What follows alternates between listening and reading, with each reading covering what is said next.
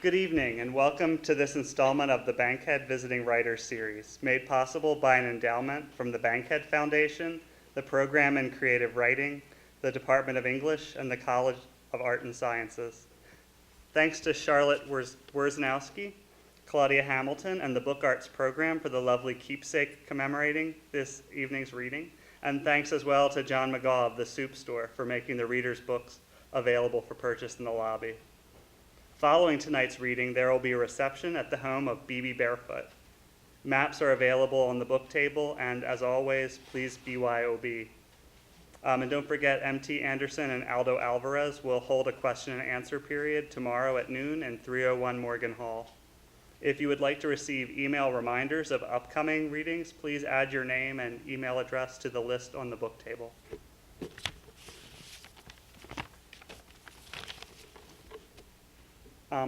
For a certain kind of person, there's something very exciting about a certain kind of gathering space, a place that's open to anyone and everyone, if and only if they understand the value of being there.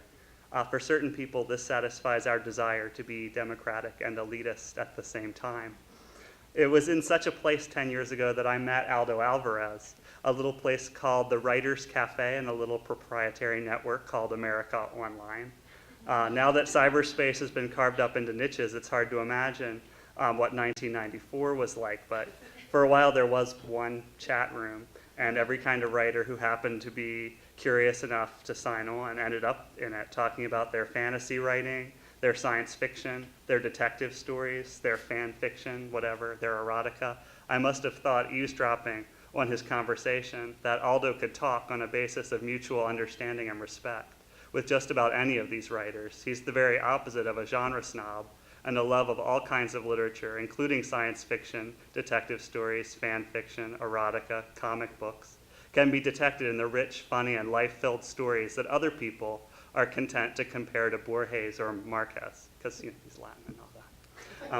But I did anyhow think that he had such a love of reading and writing that he could bond with just about anyone over this, and I thought that up until the day he emailed me to tell me about a conversation he had had with another writer online, a writer you may have heard of, with the email address tomclancy@aol.com. The conversation apparently began pleasantly enough. So, Mr. Clancy said, "What kind of novel are you working on?" "Well, I'm not working on a novel. I write short stories," Aldo said. "Oh, you'll never make money that way." "I'm not concerned about making money. I like working with short stories." "You can't make a career out of short stories," Clancy said. "You know who writes short stories? College professors who sell a few thousand copies." "Yes," Aldo said, "I'm working on my PhD." And with that, he was off Tom Clancy's buddy list, but definitely on mine. Shortly after that, Aldo founded Verb Compote, which was a great chat for gay and lesbian writers online. I think it was probably the first group like that. In 1997, he founded Blythe House Quarterly, which in a very short period of time became the preeminent venue for gay and lesbian short fiction in America.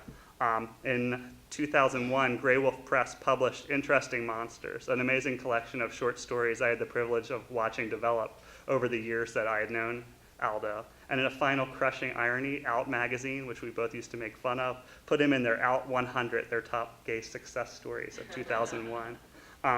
One of the things I remember most vividly from those old AOL days is how often we would have to stop because some newcomer popped in asking, "Why do you have a gay writers chat? What's a gay story? A story that dates other stories of the same sex, blah, blah, blah." And of course, they never occurred to them that we had actually discussed that and answered the same question about like 2 hours before. But the thing is, we never came to a definition, and we never figured out what excluded some things or included anything. Anybody that wanted to come, anyone who was willing to be part of that group was there. And I think that Aldo's work as a writer and editor has shown us that we don't have to answer that question. It's enough to sort of ask it and to realize that the most universal story that we can tell is the story of how we understand ourselves and our world and how we make connections to the world other people carry around with them. And that understanding is, I think, what makes Aldo such a great editor, such an amazing writer, and such a good friend. So I'm pleased to present to you tonight Mr. Aldo Alvarez.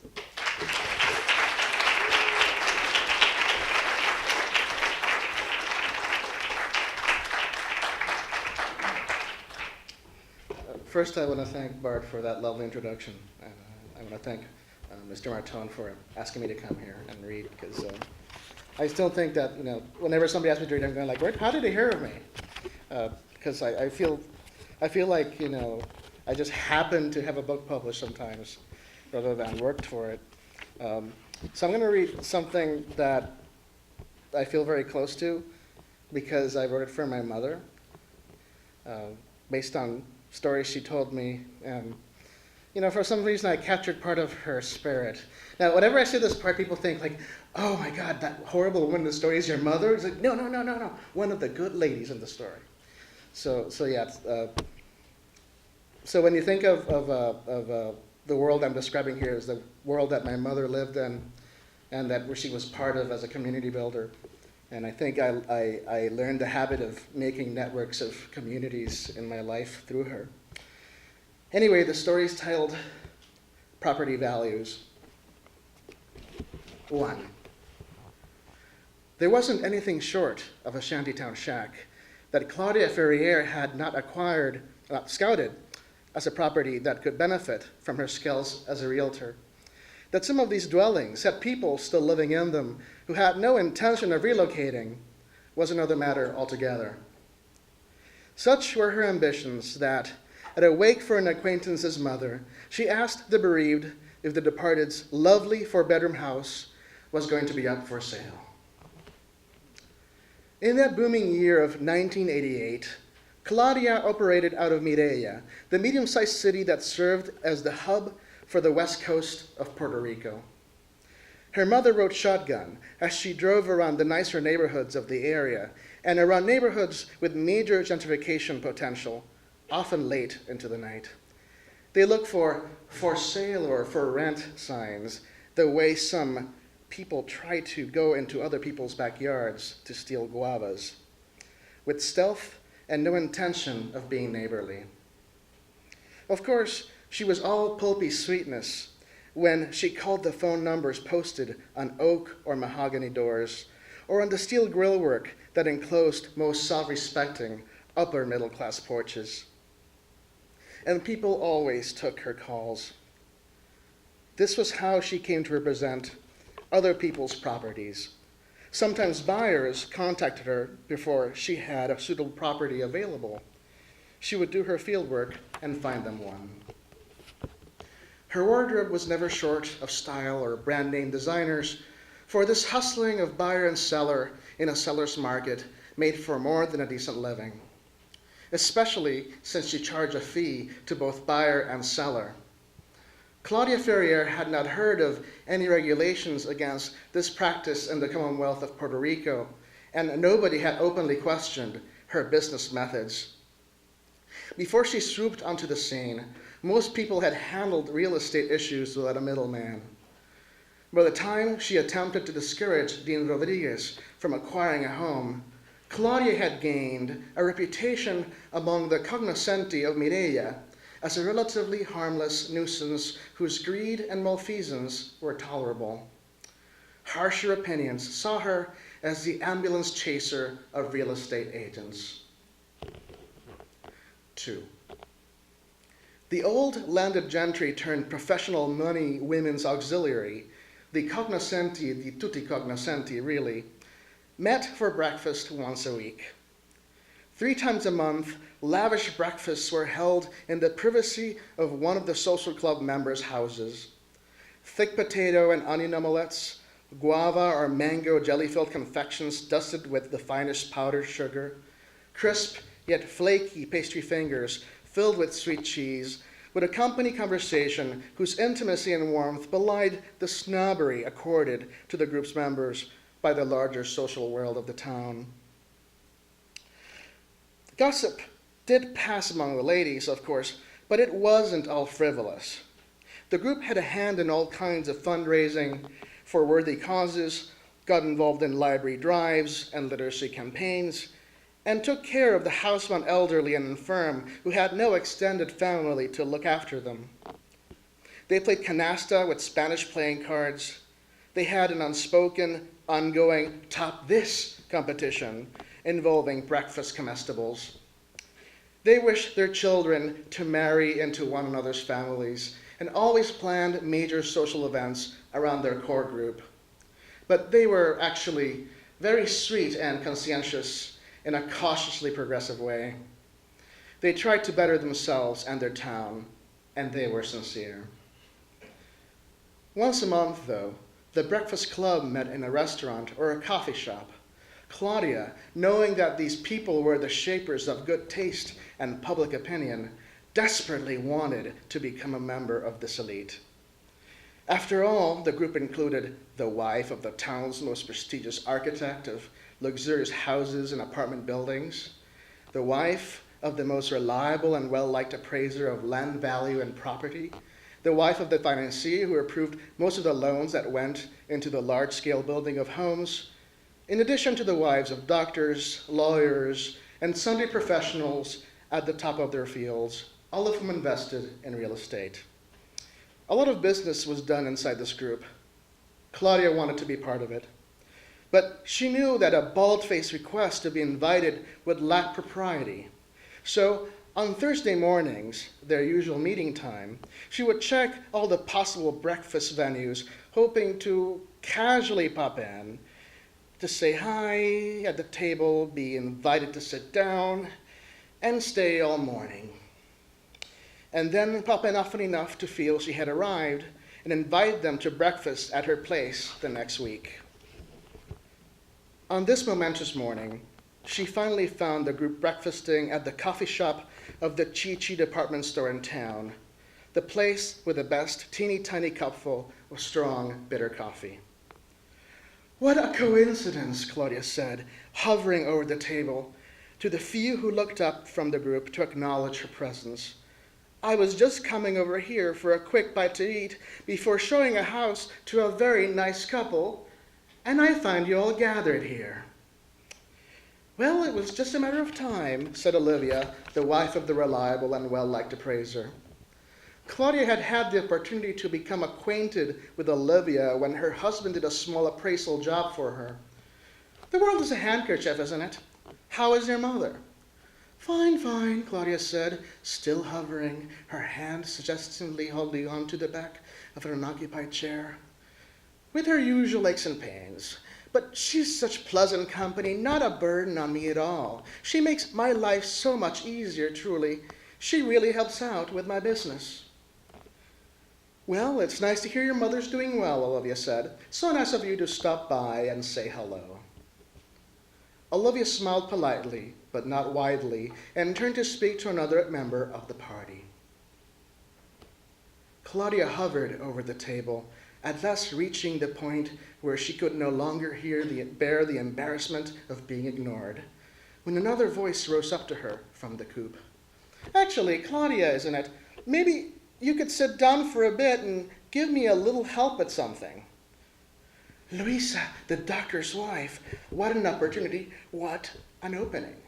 Claudia quickly swept to her side. "How could I serve you?" Claudia said. "I've been looking for a house for my son, and I am at a loss as to how to help him." But you know so much about houses. Surely you don't need any help from an arriviste like myself." "Oh, but Dean is so fussy. He was a fussy eater as a child." "Was he?" Claudia said. "Poor thing. You see, his tastes are extravagant and specific, and I haven't been able to locate something he'd like.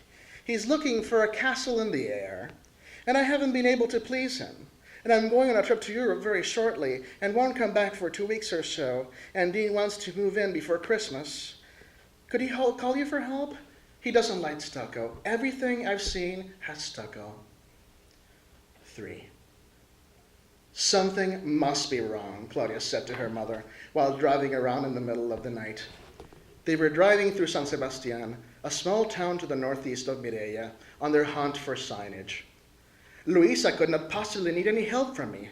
Luisa, the wife of, at last count, the head surgeon of 3 hospitals in the county, is a canny investor. She must make, as the landlord, at least as much as his husband. And she sold locations downtown to fast food concerns, and she owns parking lots and houses on the best locations in town." Who gave you this information? Asked her mother. Town records, register deeds, and such, she said. It's all written down on paper if you care to find it. Anyway, I just don't get it. What would she need me for? All the signs indicate that I'm being taken advantage of. Maybe she's doing you a favor out of kindness.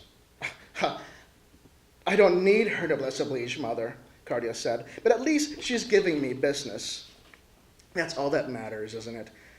Stop, her mother said. I think I saw a sign. They backed up. The house had a few patches of faded paint that had once been a rather fetching kingfisher blue. A cement base held up a wooden structure 2 floors high. The long white porch ran from the side of the house that opened to the side street and around a rounded corner to the side that faced the main thoroughfare of the town.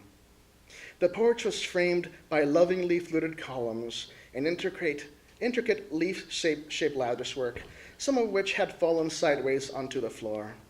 The front doors had wooden slats that opened and closed to let light and air in, and on the second floor, the windows that faced the side street were made in a similar manner. The top story opened up to a small balcony above the porch. The roof was flat, like most roofs in the tropics, but the edges curved out slightly, embroidered with sinuous, florid arabesques, joining at the corner to meet a horn of plenty which poured forbidden fruit. There was no stucco on the house, no stucco whatsoever. What a trashy little house, Claudia said. Shall I write down the number? Her mother asked, pen and paper ready. No, Claudia said. Who'd want this? Only to tear it down. And who wants to live near the center of town anymore? To live near the transvestites who hang around the plaza at night? Forget it. This has no potential. Let's go near the mall. The property values are higher there. 4. The next morning, she got a call from Dean, Louisa's son. Thank you so much for taking my call, Dean said. I don't want to impose on you and on your friendship with my mother, but I need help finding a house for myself. Claudia was properly flattered by the fact that he called her his mother's friend. All that worry for nothing. I am here to serve you, Claudia said. Where are you calling from? Upstate New York. Oh, maybe you can help me improve my English. I've always wanted to be a polyglot. Shall we speak English? Sure, Dean said, switching tongues. What an enchanting young man. I am not so young, Doña Claudia. Call me Claudia, she said. Well, your mother tells me that you're looking for a home. Not just any home, Dean said. I've driven Mom crazy. You see, I've made my living in antiques and collectibles, and I'm retiring, so I want to keep some of the things I really like, and I can't just place all my things in a place that doesn't go with them. My mother sent me snapshots of these houses that, well, they're a bit too modern. Something traditional? Not exactly. I'd love a townhouse with a turn-of-the-century feel. You know, classy yet exuberant. Like, how do I explain it? Like an Aubrey Beardsley illustration. I am not familiar with her. Him, Dean said. I guess. Anyway, you know Art Nouveau, Toulouse-Lautrec? Oh yes, I can see it now. Art Nouveau, very decorative. That's it. I want a house with that feel. That's going to be difficult. Oh, but oh so worth it. I don't know, I'm very picky with details. It's going to be difficult to find a propriety like that. It's the kind of property I'm looking for. Price is no object, but I'm a little short of time. And I'd like to move down to the island as soon as possible. A townhouse, though, maybe it is too large a place for one person. Don't worry, I'm going to share it with someone. We both need lots of space, and I expect to have lots of house guests over from the States and have my family stay over for weekends. Ooh, a friend. You have someone with you? What a piece of gossip. She hadn't heard that Louisa's son was living with someone. Maybe a wedding was in the offing. Surely she would be invited now. Well, yeah, my partner, he used to restore houses on the side, so if the house needs a lot of work, not to worry. Mark likes a challenge. Partner? That killed the wedding idea. Yeah, we met when I was buying pieces for a house and he was restoring it. We've been business partners and friends since. He's gone back to the music business. He's a record producer, but still does a little rebuilding work here and there. Me, I just buy things, but he makes them. Maybe your friend can do some work with me, for some of my clients. You maybe have not heard, but the Luna section of Mireya is being redeveloped. You know, it was once a nice neighborhood. Well, the latest is the wealthy young, they take these old houses and remake them to their taste. So now it's becoming a nice neighborhood again. Though for my taste, it is too close to the university. Maybe you can find me something of that sort, Dean asked. Let me see what I can do, she said. Anything else you have in mind? I want a nice big porch, and please, no stucco. 5. The first thing that Claudia noticed when she saw Dean was how thin and sickly he looked. Then she saw how tenderly Dean and Mark argued about who would carry a small piece of luggage out of the baggage claim area. And she noticed how they touched, casually flaunting their desire for each other. As she stood by the plexiglass divider that separated the arriving from the receiving, she decided to pretend she was waiting for someone else. Dean had homosexual AIDS, and he'd brought his fornicator with him. She didn't know how to hide herself and wished she could make herself invisible. However, she forced herself to continue smiling and looked at a young couple who had arrived on the same flight as if they were the ones she was waiting for. She kept looking at them while the plot came to her in a flash. Louisa was giving her what she herself did not want to deal with, a homosexual son. Of course, no one would like to sell to or buy from degenerates. That's why Louisa dropped him on her. She wouldn't look like she approved or abetted him. Her reputation would be clean. But Claudia wasn't about to do Louisa a favor that would dirty her reputation. Look, Claudia sells houses to degenerates. Look, Claudia brings down property values. Look, Claudia brings the horses of the apocalypse to your neighborhood. Doña Claudia? Claudia pretended not to hear. Excuse me, Doña Claudia? Claudia had never been put in such a situation. Yes, life had ugly things, but she thought she'd left them behind when she left South America. Doña Claudia, it's me, Dean. Call me Claudia, she said, turning around, a toothy smile on her face. Before her stood Dean in a white long-sleeved shirt, gray slacks, and wingtips. He held in the crook of his arm a winter jacket lined with the most amazing and unidentifiable fur. He looked as if a wind could lift him away. His friend Mark had the mien of yet another unremarkably cornstalk tall American man. Jeans, blue jersey shirt, Converse canvas shoes, and a ski jacket. It's me, Dean Rodriguez, he said, and he held a hand out in peace. She shook it, practically trembling. She resisted the urge to wipe her hand in horror. This is Mark Piper, Dean said. Mark mumbled a hello and shook her hand coldly, keeping his scary grimace. He's kind of shy, Dean whispered, as if that mattered to her. Now she faced the indignity of having to force herself to speak to the homosexuals while looking at them in the eye. Where did you get those shoes? Claudia asked. Schenectady, Mark said. 6. Claudia had had a few properties in mind before their arrival. She did not show them to the couple. While she shifted her comfy seat cover to the shotgun seat with the pretense of making it uncomfortable, she could burn that seat cover later and avoid contamination, she wondered what to do. She would subtly discourage the drags from buying anything by showing them drags. But where would she take them?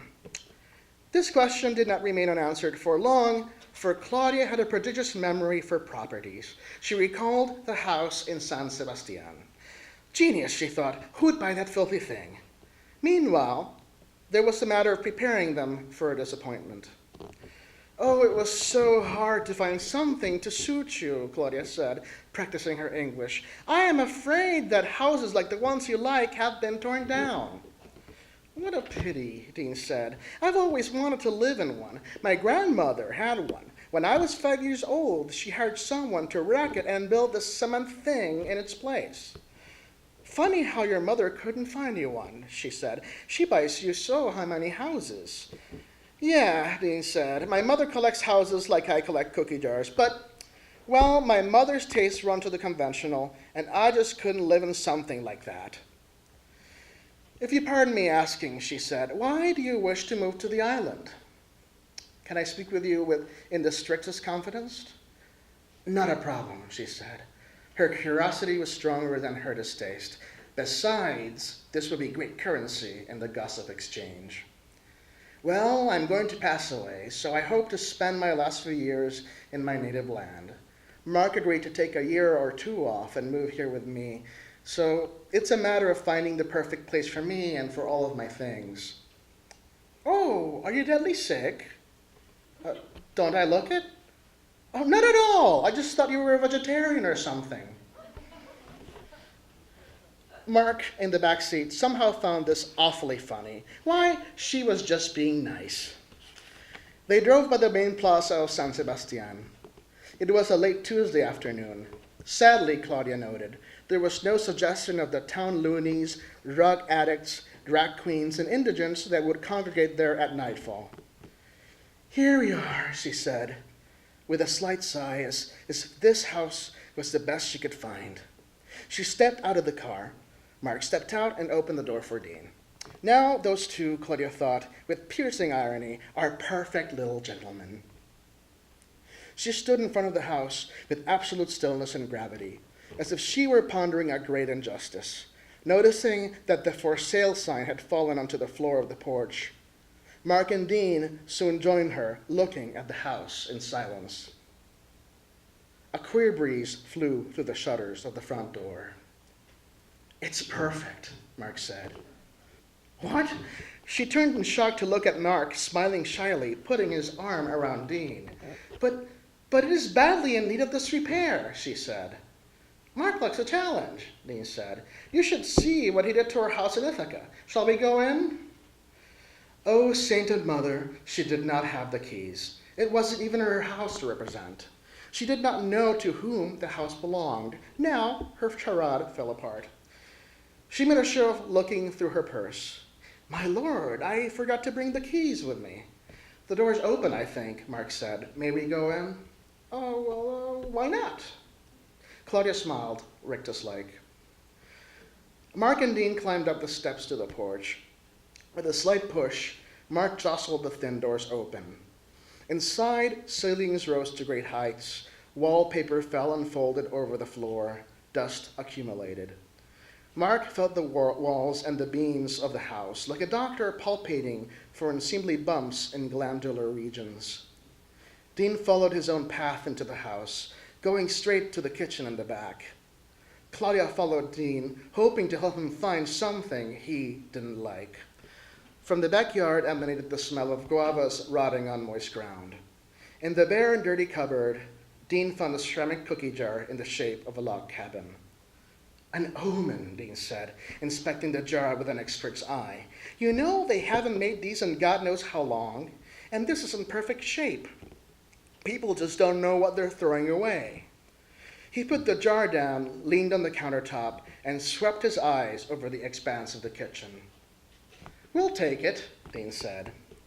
I'll call you tomorrow to sign on the propriety, she said. Fabulous, Dean said. Fabulous property. Property, she repeated. Fabulous my foot. Mark walked into the kitchen, an august smile on his face, holding a player piano roll in hand as if it were a treasure. Found this upstairs, Mark said, and showed it to Dean. Does this mean something or what? 7.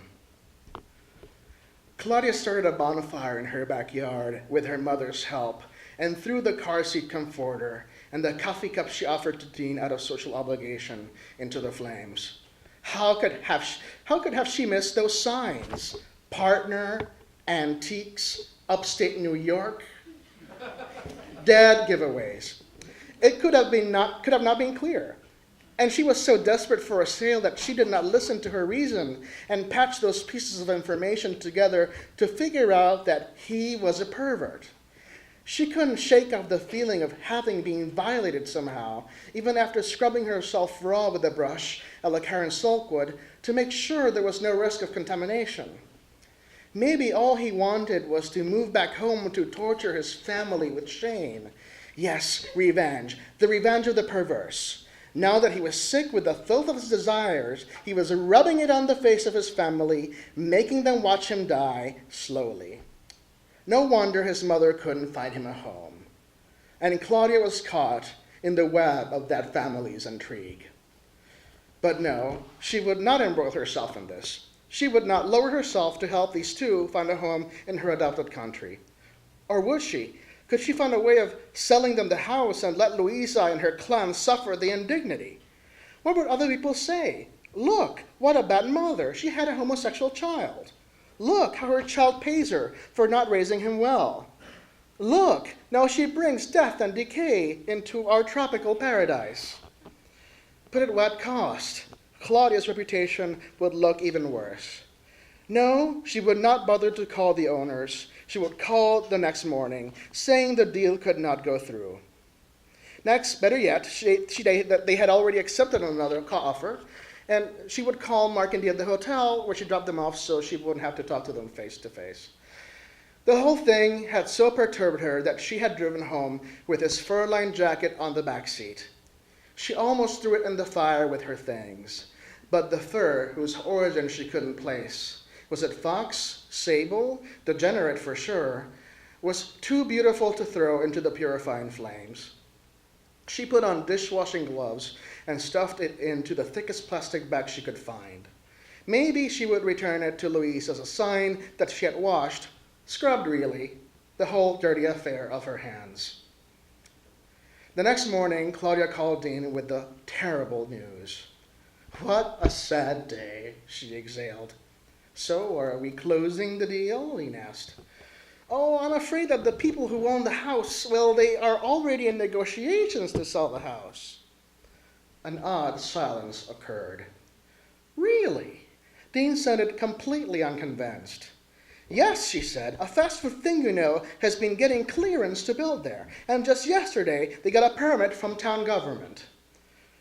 Another utter silence occurred. And there is nothing else available that I know of, to your taste, of course, she added. Maybe you could return home and I could call you when I found something? Last night's bonfire still smoldered in the backyard. The bag stuffed with the jacket lay in a cupboard in her laundry room, near and dear to her bottles of bleach. Dean took a deep breath on the other side of the phone. Can I tell you a quick story, Miss Claudia? It just so happens that I called my mother as soon as I got home, as soon as I got to the hotel. I told her I was delighted with the house. She told me she knew the house, that a family her family was friends with not long ago owned the house, and that a bachelor uncle of theirs lived there until he died 40 years ago, and that nobody had been able to sell the house since then, that someone had said the house was jinxed, or that it had a ghost or something. Now, Mom keeps in contact with everyone she's ever met, and she told me to call her friends and say hi for her. The world is a handkerchief, Claudia mumbled. I phoned them up. They were delighted that someone wanted the house, and it was someone that they knew personally. You see, I had dinner at their table and played with their kids when we were all very young. They said they had fond memories of me. They said they would be, to use the Spanish term, encantados, to have me over for dinner tonight and sign the papers. How? The thing is, did I hallucinate this, or are you lying? And if you are lying, let me tell you, I'm going to get the house no matter what. Claudia was incensed that he should dare question her integrity. The house is mine to sell, not for you to take from me. By the way, I mentioned that you showed us the house, and they had absolutely no knowledge of your existence. It is not proper for you to go behind my back like this. The propriety is mine to sell. Propriety is theft, Dean said. Claudia heard the line go dead, and she was furious. 8. Claudia immediately called Olivia, the appraiser's wife, hoping to smear things up as much as she could with the high-grade dirt she had on Luisa's son. If she put Luisa in enough trouble, maybe she would be shamed into seclusion, and perhaps Luisa's place in the social order might need to be filled.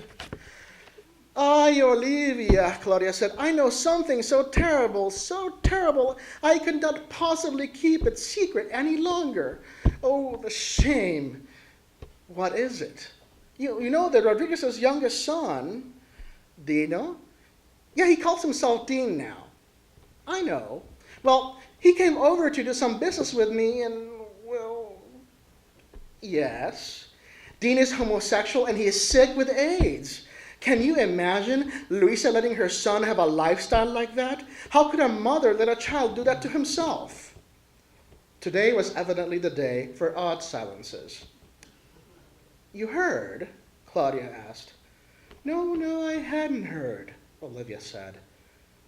Terrible, isn't it? Very sad, Olivia said. Everyone embarks on a sad journey.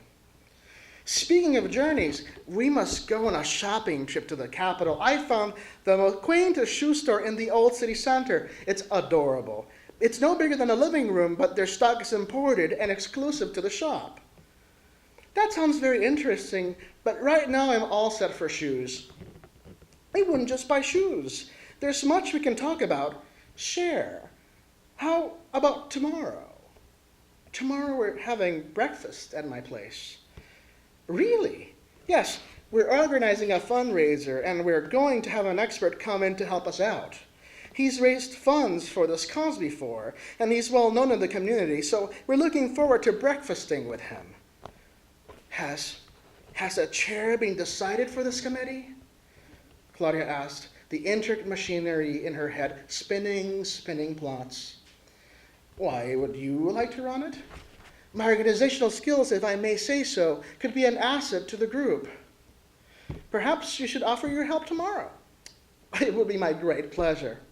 Fabulous, Olivia said. I'm sure you'll fit right in. 9. Within the idiom of casual daytime wear for the tropics, Claudia Ferrier dressed to impress at the breakfast. The outfit she wore cannot be fully described without naming a designer or two. It consisted of a blue-green silk blouse, the slacks that came along with it as a set, accessorized with a big dark blue belt with a silver buckle, matching shoes with not too high heels, silver-mounted aquamarine earrings, and a necklace.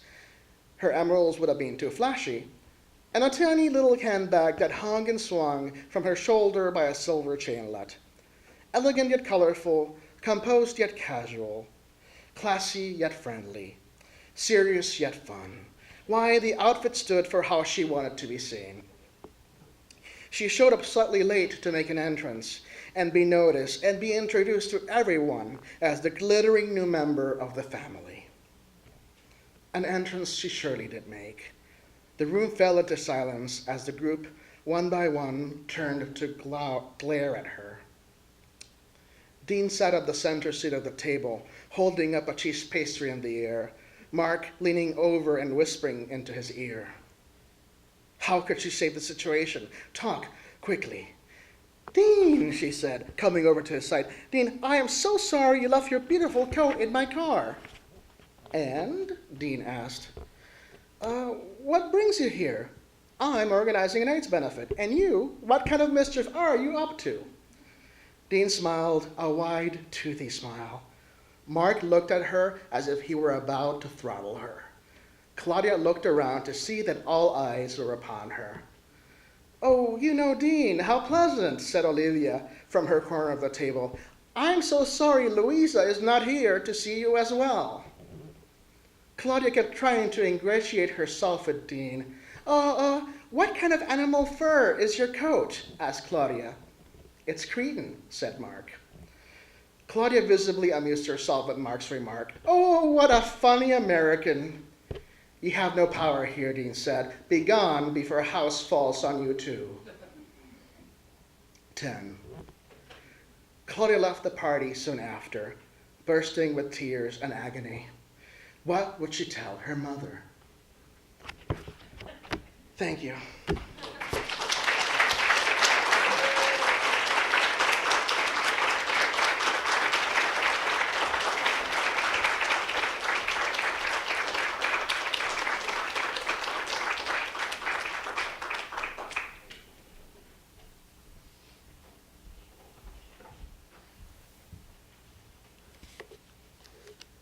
M.T. Anderson is the author of the young adult novels Thirsty, Burgerwuss, and most recently Feed, which was a National Book Award finalist. He also writes picture books for both adults and young adults, and his historical novel, Handel, Who Knew What He Liked, was awarded the Boston Globehorn Book Nonfiction Award for 2002. The first thing that strikes me about Anderson's work is how well he listens, and it's evident to me that he listens well because his narrators' voices are so distinctive and infectious and always accurate. For Titus, the narrator of Feed, that means having all the trappings of teen speak, using like 3 or 4 times in every sentence. And if there are multiple clauses in that sentence, introducing each clause with like. Or if he's at a loss for the exact name of an object, simply falling back on the catch-all thing, like the thing. But of course, there's more to Anderson's characters and their voices, because for as much as they can sometimes dismantle language, his prose can't help but revel in the slang and the signifiers that rise in its wake. And for every character who can sometimes be inarticulate, there are also those who are fiercely protecting language, like the graffiti gang in Burgerwuss, dead set on correcting grammatical errors on the signage in their town. The intricate language of young America is not the only tightrope Anderson is walking in his novels, though. At the same time, he handles parody and satire, and still clearly cares about his characters. They can be shallow and self-centered, yet they're still sympathetic. And he is wonderfully funny, but never loses sight of the real problems adolescence presents at every turn. And though his characters are young, their concerns are adult in every way. As Anthony, the narrator in Burgerwuss, puts it, there's a certain ferocity you need to be a teenager in America. And I think that's true in Anderson's works. They are fragile and lonely, but they're already toughened by the rigors of growing up. They want to find love and happiness, but they have sneaking suspicions that both are cases of false advertising. And often they're acutely aware of the world that's being presented to them, and they don't like it. For instance, Diana, Anthony's ex-girlfriend, who he says had a sense of humor that was quick and harsh and which always surprised him. For example, he remembers her saying that she was sick of the O'Dermott's Happy Lunch, and wasn't it about time to deal with reality and do the desolate lunch instead? With games on the box like, can you help Kermit get to safety? And the answer is no. And can you find these words in the puzzle? And the answer is no. And can you connect the dots? And the answer is no. And can you tell 3 things wrong with this picture? And the answer is no. And inside, for a prize, there's broken things or dust. Yet, despite these early lessons and disappointment that Anderson's characters have learned, they still have a wonderful capacity for the unpredictable, for the whimsical, and on occasion the sublime. So, for some of all those things, please welcome M.T. Anderson.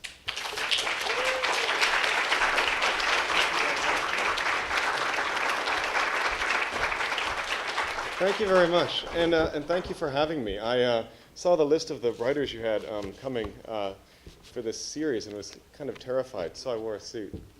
In any case, I am actually going to read a portion of a YA novel which is in progress. It is a real departure from what I have done before.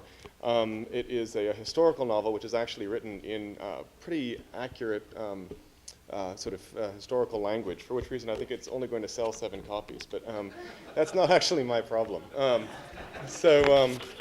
I should also say there are several characters in the whose voices appear in the novel, and I'm only going to read from one character's section. And also that my intention is that at first people will not recognize it as a historical novel, but will rather assume that it's some form of like grotesque fairy tale, and only gradually realize what situation they're in. So it's called The Pox Party, a true relation of the astonishing life and tragical death of Octavian Nothing, traitor to the nation.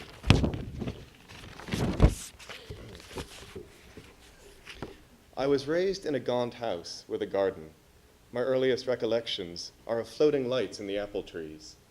The men who raised me were lords of matter, and in the dim chambers I watched as they traced the spinning of bodies celestial in vast iron courses, and bid sparks to dance upon their hands.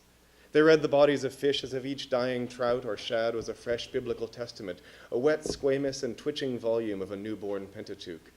They burnt holes in the air, wrote poems of love, sucked the venom from sores, painted landscapes of gloom, and made metals sing. They dissected fire like newts. I did not find it strange that I was raised with no one father, nor did I marvel at the singularity of any other article in my upbringing. It is ever the lot of children to accept their circumstances as universal, and their particularities as general. So I did not ask why I was raised in a house by many men, none of whom claimed blood relation to me. I thought not to inquire why my mother stayed in this house, or why we alone were given names, mine Octavian, hers Cassiopeia, when all the others in the house were designated by number. The owner of the house, Mr. Gidney, or as he styled himself, 0301, had a large head and little hair and a dollop of a nose. He rarely dressed if he did not have to go out, but shuffled most of the time through his mansion in a banyan robe and undress cap, shaking his hands as if he'd washed them newly. He did not see to my instruction directly, but required that the others spend some hours a day teaching me my Latin and my Greek, my mathematics, scraps of botany, and the science of music, which grew to be my first love. The other men came and went. They did not live in the house, but came of an afternoon, or stayed there often for some weeks to perform their virtuosic experiments, and then leave. Most were philosophers and inquired into the workings of time and memory, natural history, the properties of light, heat, and petrifaction. There were musicians among them as well, and painters and poets. My mother, being of great beauty, was often painted. Once she and I were clad as Venus, goddess of love, and her son Cupid, and we reclined in a bower. At other times, they made portraits of her dressed in the finest silks of the age, smiling behind a fan or leaning on a pillar. And on another occasion, when she was 16, they drew her nude for an engraving, with lines and letters that identified places upon her body. The house was large and commodious, though often draughty. In its many rooms, the men read their odes, or played the violin, or performed their philosophical exercises. They combined chemical compounds and stirred them. They cut apart birds to trace the structure of the avian skeleton. They kept cages full of fireflies. They coaxed reptiles with mice. Amidst their many experimental chambers, there was one door that I was not allowed to pass. One of the painters sketched a little skull and crossbones on paper, endowed not with a skull, but with my face, my mouth open in a gasp. And this warning they hung upon that interdicted door as a reminder. They meant it doubtless as a jest, but to me that door was terrible, as ghastly in its secrets as legendary Bluebeard's door, behind which his dead white wives sat at table, streaked with blood from their slit throats. I imagined that I was silent and solemn as a child, as solemn as my mother was smiling and gay. The appearance of solemnity was much increased by the fact that, from my earliest youth, my head was shaved and I was made to wear white wigs, so that even in childhood I had the look of age. I was told that the hair from my wigs and from my mother's, for she too was shaved and wore white wigs, though hers were towering and marked with jet black ribbons, that this hair came from a pensioner's home in Prague, where hair was farmed in exchange for soup and bread. Such wigs could not have been inexpensive, but they were simply one of the extravagant customs of that place, and I found them unsurprising. In the parlance of that house, my master, Mr. Gitney, was called 0301 because he was the head, and so 01, of the third family enumerated, that is, the Gitneys. He was attempting to introduce a numerical system of naming with the idea that it would rationalize human relations. 0101, therefore, was our glorious Majesty the King, the initial 01 signifying His Majesty's family, the House of Hanover. The Queen was 0102, George Augustus Frederick, Prince of Wales, 0103, and so on. 0201 was my Lord Chelthorpe, a very Maecenas, whose generous patronage allowed our household its investigations, and whose portrait hung, stained yellow from flares and exudations, in one of the experimental chambers. My master 0301's wife, Mrs. Gitney, or as she suffered herself to be called 0302, was often quiet and watchful in the house, and I feared her. That was the extent of the Gitneys, Master 0301 and Mistress 0302. There was no little 0303, bundled and screaming, or toddling, or speaking, or stewing, displeased with his anterior sequencing in the prideful vexations of youth. In the years as I grew, my mother must have perceived the peculiarity of our situation, but though she may have noted, she did not discover its irregularities to me by word, look, or gesture. Or By God, I reckon now that it is all gone. Yea, mayhap she did discover it to me, in every gesture, in all looks, in the space between each word, and I, never knowing her elsewhere, did not know how to parse her warnings and subtlety. How would her smile have appeared did we not live in that house? Would it have been the one I know as hers, the which I saw slow spreading across her soft and radiant features to greet each gentleman who attended our occasional evening musicales?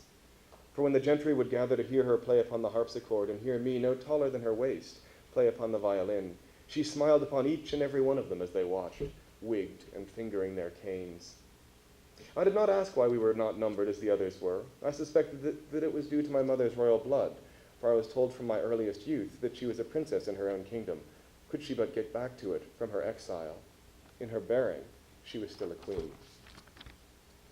I was taught not merely the arts and knowledge of the physical world, but given the strictest instruction in ethics, schooled in those virtues that must ever inflame each Christian heart: kindness, filial duty, piety, obedience, and humility. These lessons are not easily, and the heart often rebels. Even now I struggle to enshrine these precepts, not simply in my understanding, but in my actions towards all men, though I am weak and often falter.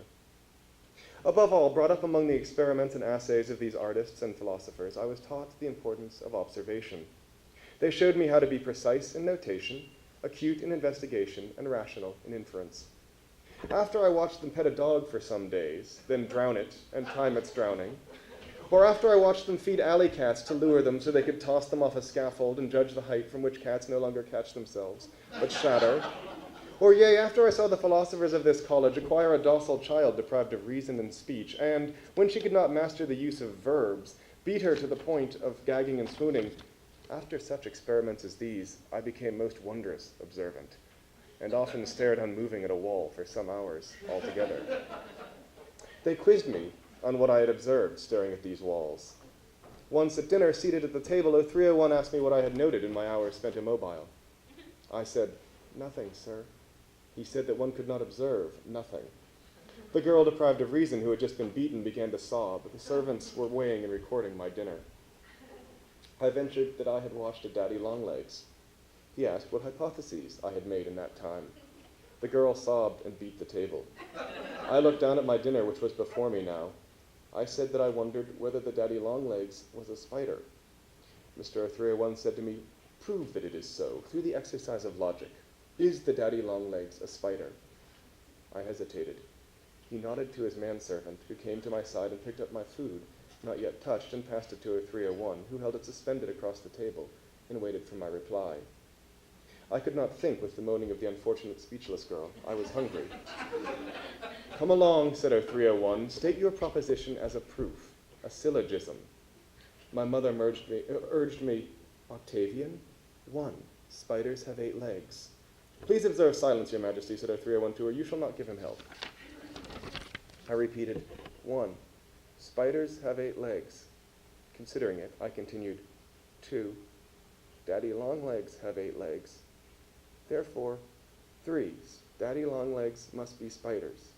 I felt great relief. I looked covetously at my meal. "I'm afraid not," said 0301. "That is a faulty proof." As he lowered my plate and fed my dinner to the dog, he explained kindly, "You exhibit an illicit process in the minor term. Your proof is invalid. The first phrase, supplied by your mother, was not suitable to your purposes." The dog was lapping my dinner off the plate.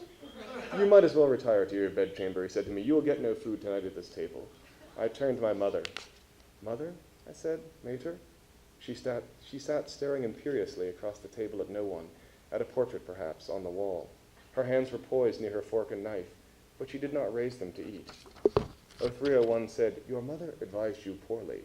This is not to deny her considerable charms, but in future you would be well advised to attend less carefully to her every word." She protested, "He is my son." "Let us say, rather," said 0301, "that he belongs to all of us." I looked to my mother again, but she was unmoving, her gaze regal and fixed, her hands above the silverware. They called themselves the Novanglian College of Lucidity, and devoted themselves to divining the secrets of the universe, so praising the Creator, who had with infinite art manufactured such a dazzling apparatus, and each investigation into the incubation of tern eggs or the mystery of sediment was but an ear pressed to the mechanism, the better to hear the click of gears, the swiveling of stars on cog and ambulating cam. At the head of the stairs in that gaunt house, there was a painting of a pleasant woodland in the golden age of man, that sweet epoch when nude nymphs and youths would meet on the green sward in the cool of the morning to discuss architecture, the affections, or trigonometry. This was the 301's ideal, and he pursued it with all those men who came to our academy. I recall as an example of this pursuit an occasion when he arranged that we should go out into the countryside and take our supper beneath the summer sun. It was not an event of much moment, but my memory of it is clear, and it will act as a serviceable specimen of the conversations among our academicians. So they go on a picnic, and I introduce characters who are of no interest to you for the sake of this reading. And his mother clearly charms them all, and they all decide that mankind was better as animals in the so-called mammalian state of blissful repose. So they all go crawling around in their arms and legs. Anyway, evening fell. Evening fell as it falls always on the entertainments of man, foretelling the solemnity of night and end. In the gloaming, we rode back into the city. I asked to sit up atop the carriage with 2406, the valet. Though in the normal course of events, such a request would have been refused due to the pernicious night airs, 0301 was feeling indulgent after our idyll, and gave me the license to sit there and watch the moon come out above the steeples of the city. 2406 was but 10 years older than me and but a few years younger than my mother. 2406, I said, why does the moon show its face sometimes before the sun is gone? My name is not 2406, he said. I hazarded, 05? I am called Bono, he said, and I will change that name too before I die. Bono, I said, why does the moon show its face sometimes? Keep silent, Prince, he said, or I shall kick you right off the carriage with my boot. You will lie in the bulrushes weeping, and no one will come for you. I did not move. He said, do not weep. You must become accustomed to not weeping. With that, he reached to my upper arm, took a hold of the flesh, and pinched without cease. At this, I became observant. I ceased to move, but watched the world being gathered into night. I did not want to twitch and compel 2406 to further fury. The carriage made its way through the city gates where the felons hung on their nooses and past the commons. He let go. We came to the gates of 0301's house. We went into the stable yard. The carriage came to a halt. 2406 whispered to me, you must learn fear. I do this for your own sake. Fear is like happiness, but the smile is wider. And with that, he threw himself down off the box and assisted the coachman in preparing the steps for the ladies' disembarkation. In such episodes as these, I began to ponder the mystery of who I was and what that might mean. I think I'll skip the next section. And then someone else. Oh, no.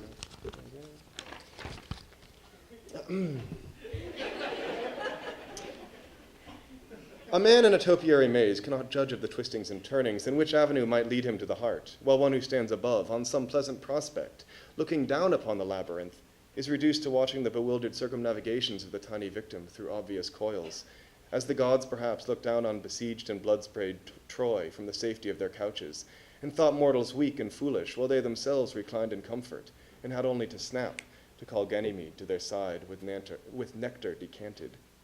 So I now, with the vantage of years, am sensible of my foolishness, my blindness as a child. I cannot think of my blunders without a shriveling of the inward parts, not merely the desiccation attendant on shame, but also the aggravation of remorse that I did not demand more explanation, that I did not sooner take my mother by the hand, and I do not know what I regret. I sit with my pen and cannot find an end to that sentence. I do not know what we may do to know another better. Some days after our jaunt in the country, when we had all crawled in the blissful state of mammalian repose, I was alone with Bono, for so I thought of him now, and not by his number. I watched him cleaning his master's woolen coat. He was wrapping wet scraps of brown paper about hot coals, and with the tongs, dousing grease spots with the steaming paper. I asked him, why do you wish to change your name from Bono? It was give me as a jest, he said. I said, I do not understand the jest. He laid down his tongs and soaked another piece of paper. What jest? I asked him. I understood you as a silent boy, he said. I knew it was of importance that I can pursue my inquiry. I waited while he soaked another spot. The paper was tearing. He swore as the coal streaked black in the lapel. He cast aside the tongs. I asked, "May I assist you?" He fixed me with a look. I offered, "I could hold the tongs and coal." "I've been plenty of things," he said, "but I've never been on fire." He stretched his arms out and turned his head one way and another to make his neck crack. He noted that I still watched him and said, "You want to know?" I nodded. He seemed to be considering. He sucked his own cheeks, then he released them. At length he said, "I was in my mother's womb when I was bought. My master purchased me and her one price. My name's pro bono, for free. They got two, my mother and me, for the price of one." I did not know what to say. He put his hands on my shoulders and said in tones facetious, "See, Prince O, we're alike in more than just our skin." I watched him carefully. He said, "You and your mama were a single lot. See? Girls, they're cheaper when they're pregnant. Masters lose some months with the pregnancy, the suckling." He smiled at me. "You didn't know this," he said. It was a question, but I had no answer, for perhaps I had known it. I said, "My mother is a princess." He pulled forth another piece of brown paper and wrapped it around a coal. "Your mother was a princess," he amended. He looked at me. "You didn't know," he said again. "You did not know?" I watched him. He did not move, but held the steaming coal in the tongs and stared at me. He said, "Start crying now." I moved not a hair. He said, "That will be the last time in your life when you're free." Still do I struggle to remember the moral precepts I was taught in that place. Kindness, humility, piety, respect for other human creatures. These are the great desiderata of all who pursue virtuous action. And it matters not whether those who preach them heed their own advice. Right thinking is ever a battle, and often I cast my mind back to these early lessons and pursue these early ideals, though now the ghastly purpose of that dim college has been made clear to me, and he who ran it appears to me not like a man, but some monster who instructed me, some beast endued with the speech of a man, as the centaur, Chiron, wrote out lessons for young Achilles with his human hands, and spake his lectures with his human mouth, while his glossy hindquarters dropped feces upon the Senate lawn. It boots us nothing to feel rage for things that long ago transpired. We must curb our fury and allow sadness to diminish, and speak our stories with coolness and deliberation. Animum rege, qui nisi parat in parat, quoth the poet Horace. Rule thy passion, for unless it obeys, it commands. I ask the Lord God Jehovah for strength to forgive. Then he starts talking about various instructors. The music master, 1304, had studied in Italy himself with the great masters. He taught my mother the art of playing the harpsichord, and when I was 4 or 5, began to tutor me on the violin. Together we played not only the music of the moment, but music of the past, which I grew to love, though it was unfashionable. We played the sonatas of Mr. Handel and Dr. Boyce, of Locatelli, Tartini, and Gluck. My special favorites were those autumnal sonatas of Signor Corelli, which had made such a stir in the century previous. We played them in the evenings as the sun set over the steeples of Boston, casting broad, brazen rectangles of light across the fraying rugs. We spun out the somber passages, our violins singing one to the other, as my mother played upon the harpsichord. And perhaps this is as much of her sadness and joy as I shall know. As I have been told, one evening when I was very young, the music master, Mr. 1304, was lingering below stairs discussing harmonics and Pythagoras with Mr. 0301 and Dr. 0901 when he heard my mother singing me some lullaby from her homeland through an open door. None of them spake. They sat, unmoving, while she sung, and then, without excusing himself, 1304 rose and rushed above stairs and sought her out along the corridors. He asked if she could recall other songs of her race. She had been gone then but 3 years, perhaps, and could. He asked her whether she would sing them for him and allow him to write them down so that they might not be lost. In this she agreed. I do not believe, had he asked her even a year later, she would have given her assent. As I have said, there was a reluctance in her to speak